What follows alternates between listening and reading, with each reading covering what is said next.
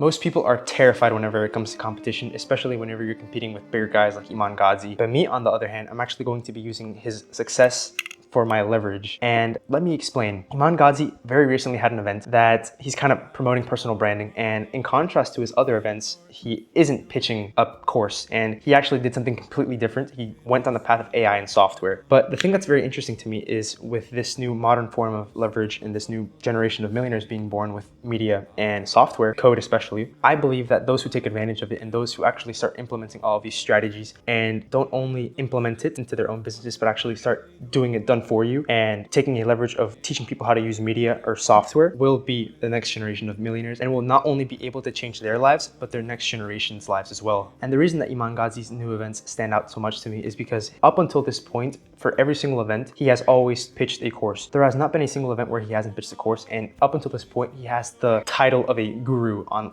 online guru. There have been people who have been sliming his name to the ground, and by all means, I actually like Iman. He's the one that got me into business. Nothing against him, look up to him a lot, but I actually like this new approach that he took because he's basically taking off the label of a guru and him taking the other approach on actually helping people with their personal brand and selling his software in his new AI tool that he made. And the reason that it stood out the most to me is because his idea and his approach to personal branding, him being the king of personal brands, especially whenever it comes to business, has the most right and the most leverage whenever it comes to actually talking about these topics because he's been able to craft a huge brand online. He's probably one of the most recognized online entrepreneurial influencers in the world. 5 million followers on YouTube, and on Instagram he has like 2 million. He'd probably have more if he wasn't shadow banned, on TikTok as well. So if there's anyone that gets to talk about building a personal brand, especially for entrepreneurs and for businesses, it's Iman. So I think everyone needs to pay attention to a very, very high degree on the things and the strategies that he's been implementing into his business and into his brand. And not only looking at the ones that he's using today, but looking all the way back to when he started and just started posting about weightlifting. He was basically just posting content about whatever it is that he wanted to post. He was really into media. He had an agency where he helped businesses with their content. And now he's gone to the point where he's made up multiple 9 figures. So it's about reverse engineering the steps that he made to get to the point instead of trying to copy all the things that he's doing today. Because I feel like that's the wrong thing that everybody's doing. They're trying to copy Iman's content exactly as to how it is today instead of trying to take the approach on, because Iman started very niche in the weightlifting space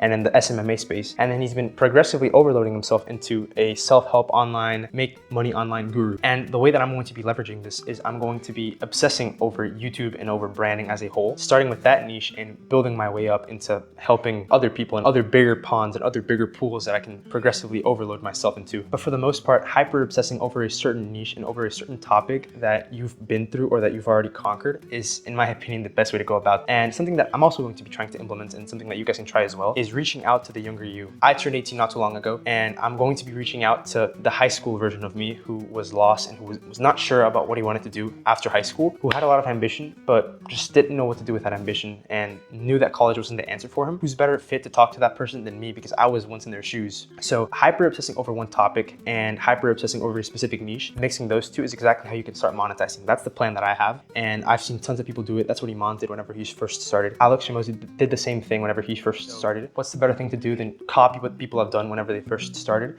instead of trying to copy people in the position that they are today? Because I do not have the capital that Iman has. I do not have the editing team that Iman has. I don't have the strategy team that he has either. So I might as well start with the same strategies and the same things that he did whenever he first started. And since I don't have as good as a judgment or as much leverage as Iman has as well, my plan is to just document my way to getting to the point of where I surpass him. So that's another strategy that I'm going to be implementing. Instead of trying to tell people how to, I'm telling you how I'm doing it and my plan on going about it. So instead of being a guru, especially whenever you have little to no leverage, my approach is just documenting and telling people what I do, and if they resonate with it, they can try it as well. Especially starting with content and providing value and being authentic and just building the trust with that initial audience is crucial, at least from my understanding on breaking down YouTube and really emphasizing on the core audience, which is the hardest part. Getting the first 1,000 subscribers on YouTube is the hardest thing, especially whenever you're a nobody and whenever you can't force an audience. At least from my perspective, you need to make extremely good content, extremely valuable content, and you need to stand out from the crowd. And those 3 things combined will allow for you to stick out, and you need to stay consistent as well and learn from your mistakes.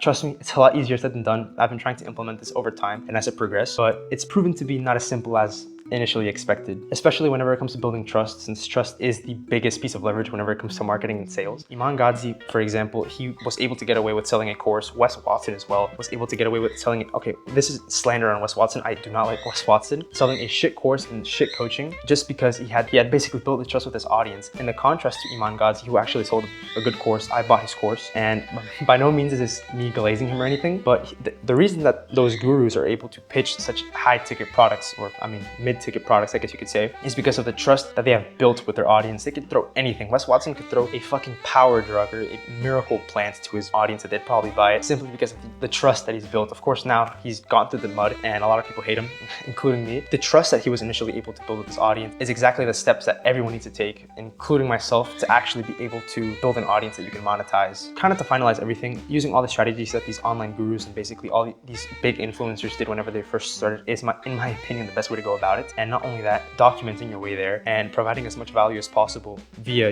you learning and sharing what you understand and what you learn as you go, which is exactly what I'm doing right now. And being authentic, being to yourself, learning from your mistakes, and just building the trust with your audience, which at the end of the day, like I said earlier in this video, is the most important part to any piece of marketing, whether it be via ads, via YouTube, via LinkedIn. That's exactly why personal brand is so powerful, because you build the trust with your audience, which allows you to monetize them easier. Trust me when I say this, it's much easier to close someone on a $10,000 deal whenever they've watched 2 hours of your content versus, in contrast, someone who you've known for 30 seconds from an ad and just trying to pitch them directly. It's really complicated, at least from my personal experience. Trying to pitch people off the bat, not the best experience. It's much easier to build the trust, and I've been closed on like that by watching a lot of their content and them having a call to action or something else that they lead me to, and then having a back-end funneling system that kind of converts me into a client. I also made a PDF going over a lot of strategies and a lot of things that I use for YouTube and for branding as a whole. So if you are interested in that, it's going to be in the link in the bio. All you have to do is pin your email and your number and your name, of course, and it'll trigger an automation that'll send the PDF to you. And I also made a video regarding more personal branding advice, and if you are interested in that, I made a video about it. It's up here.